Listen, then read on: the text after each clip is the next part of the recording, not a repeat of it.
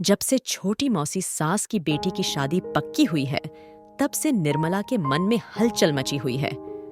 अभी सोच समझकर उसने निर्णय लिया है और अब मन पक्का करके बैठी हुई है कि चाहे कुछ भी हो जाए, इस बार तो वो अपनी सास मनोरमा जी से बात करके ही रहेगी।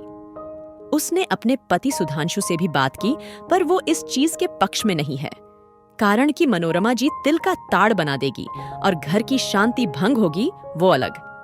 पर बड़ी मौसी सास के आने के बाद से ही निर्मला के मन में हलचल मच चुकी है।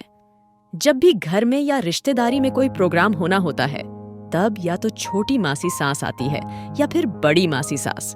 लेकिन जब भी दोनों में से कोई आती है, कोई नया रीति रिवाज निकाल कर चली जाती है। और सबसे बड़ी बात है, रीति रिवाज कभी भी खुद के या खुद की बहनों के लिए नहीं निकालती।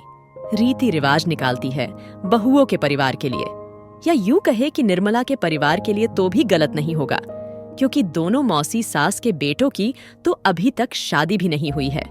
तीनों बहनों के परिवार में सिर्फ निर्मला ही है जो मनोरमा जी की बहू बनकर आई है, और ऐसे ऐसे रीति रिवाज निकालती है कि सुन सुनकर ही निर्मला का दिमाग खराब हो जाता है। ससुराल की शादी का जो उत्साह रहता है, वो मन में पड़ा पड़ा ठंडा ही नहीं बल्कि बर्फ की तरह जम जाता है। अब निर्मला बात करने को तैयार थी, बस इंतजार कर रही थी कि मौसी सास अपने घर जाए और वह सासू माँ से बात कर सके। सुबह की आई मौसी सास रात होने को आई, लेकिन अभी तक रवाना भी नहीं हुई। सुबह से लंच डिनर सब कुछ करवा दिया। अब तो रात के 10 बजने को आए।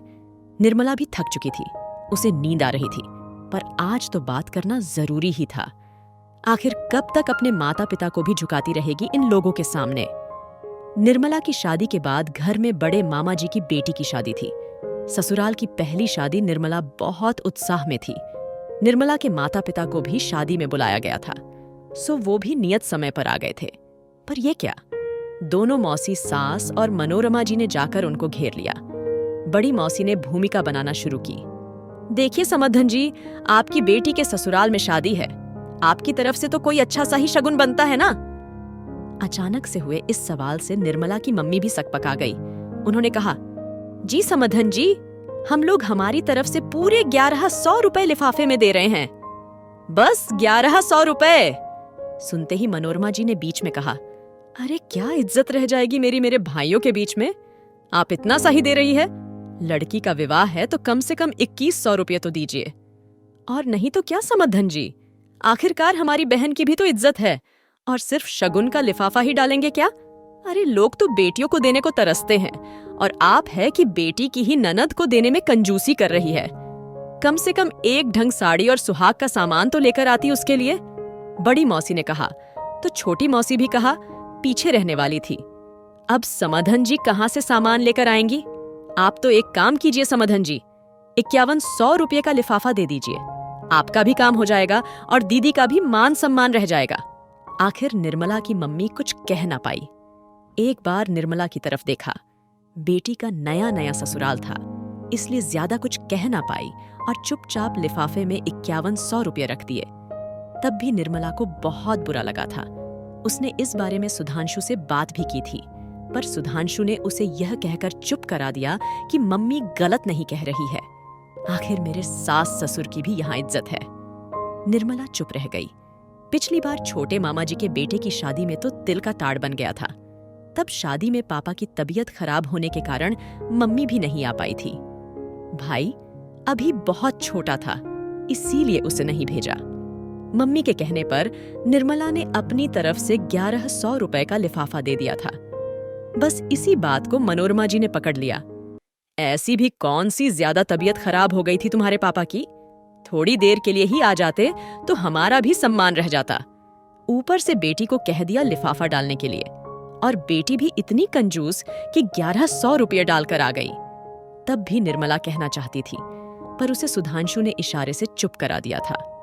अभी निर्मला ख्यालों में खोई हुई ही थी कि इतने में मनोरमा जी ने निर्मला को आवाज लगाई, अरे निर्मला बहू, जरा कमरे में तो आना, मौसी जी तुमसे कोई जरूरी बात करना चाहती है।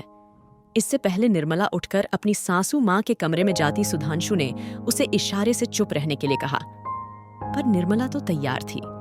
खैर, निर्मला उठकर मनोरमा जी के कमरे में गई तो बड़ी मौसी मनोरमा जी के साथ ही बैठी हुई थी। निर्मला को देखते ही मौसी बोली, आ निर्मला, मेरे पास बैठ। तुझे तो पता ही है छोटी मौसी की बेटी की शादी तय हो गई है। अब हम तो बड़ी बहन ठहरी, तो जाहिर सी बात है कि हमारी तरफ से भी उन लोगों के लिए कपड़े जाएंगे।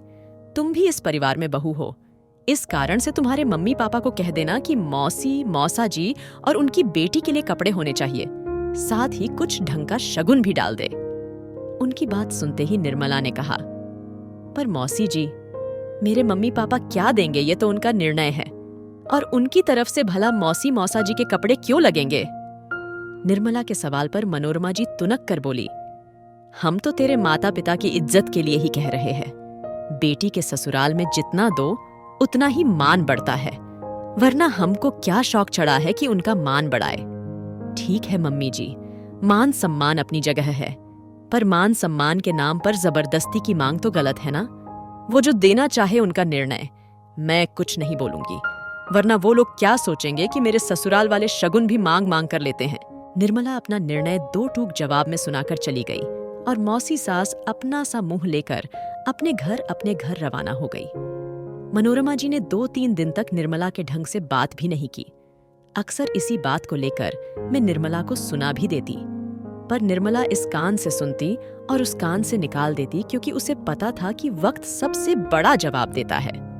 अभी और बहुएं आई नहीं है, जब सभी बेटों की बहुएं आएंगी तो अपने आप ही जवाब मिल जाएगा। और हुआ भी ऐसा ही। जैसे जैसे वक्त बीता और दोनों मौसी सास की भी बहुएं आ गई तो अपने आप ही मनोरमा जी को समझ में आ गया।